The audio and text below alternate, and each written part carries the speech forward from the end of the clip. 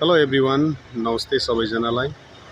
र यो coronation bridge है, यसलाई ब्याकपुल पनि भनिन्छ र यो टिस्टा नदीमाथि बनिएको सबैभन्दा पुरानो ब्रिटिस टाइममा बनिएको ब्रिज हो। यो 200 वर्ष पुरानो ब्रिज हो र यो ब्रिजको अल्टरनेटिभ ब्रिज बनिनु एकदमै आवश्यक छ।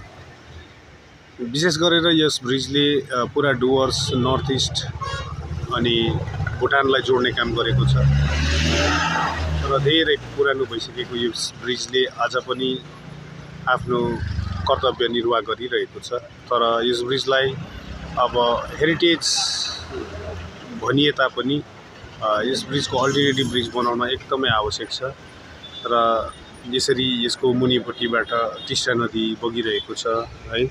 टिस्टा नदीले पनि उग्र रूप लिइरहेको छ।